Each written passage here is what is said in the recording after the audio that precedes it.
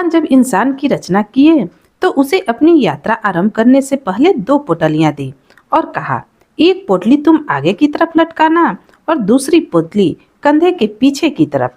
इंसान ने बिल्कुल वैसा ही किया।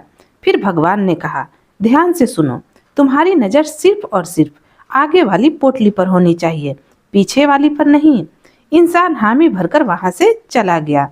इंसान ने ठीक वैसा ही किया जैसा उसे भगवान ने बताया था। वह आगे वाली पोटली को बार बार देखता। आगे वाली पोटली में उसकी कमियां थी और पीछे वाली पोटली में दुनिया की कमियां। वह जब भी आगे वाली पोटली को देखता तो उसे अपनी कमियां नजर आती। वह एक एक करके अपनी सारी कमियों में सुधार करता गया। वह बहुत अच्छा इंसान बनता गया, बेहतर से बेहतर और खुशहाल होता गया। उसने कभी भी पीछे वाली पोटली पर नजर ही नहीं डाली। एक बार वह तालाब के किनारे नहाने गया और वहां उसने दोनों पोटलियों को तालाब के किनारे छोड़ दिया। नहाकर जब वह बाहर आया तो उसे समझ नहीं आया कि कौन सी पोटली आगे वाली थी और कौन सी पोटली पीछे वाली, क्योंकि दोनों बिल्कुल एक जैसी थी। अब गड़बड़ यह हुई कि उसने पीछे वाली पोटली आगे टांग ली और आगे वाली पोटली पीछे।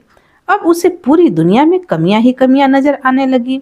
यह ठीक नहीं है, वो ठीक नहीं है, बच्चे में ये कमी है, पड़ोसी बेकार हैं। जहां देखो वहां कमियां ही कमियां ढूंढने लगा, सिवाय खुद के, क्योंकि उसे भगवान की वह बात याद थी कि नजर सिर्फ आगे वाली पोटली पर रखना। अब बेचारे का बुरा हाल होने लगा। अब वह बर्बादी की तरफ बढ़ने लगा। नकारात्मकता ने उसे घेर लिया। हर इंसान उसे बुरा लगने लगा। उसकी दुनिया नर्क बनने लगी। अब उसे समझ नहीं आ रहा था कि आखिर चक्कर क्या है। वह वापस भगवान के पास गया। भगवान ने उसे समझाया कि जब तक तेरी नजर खुद की कमियों पर थी, तू तरक्की कर रहा था, क्योंकि तू खुद को सुधार रहा था। और जैसे ही तूने दूसरों की कमियां देखनी शुरू कर दी, वैसे ही तेरा पतन होने लगा। दोस्तों, यही हकीकत है। जब जब हम अपनी उंगली दूसरों पर उठाएंगे, तब हम केवल अपना ही नुकसान करेंगे। हम किसी को भी नहीं सुधार सकते।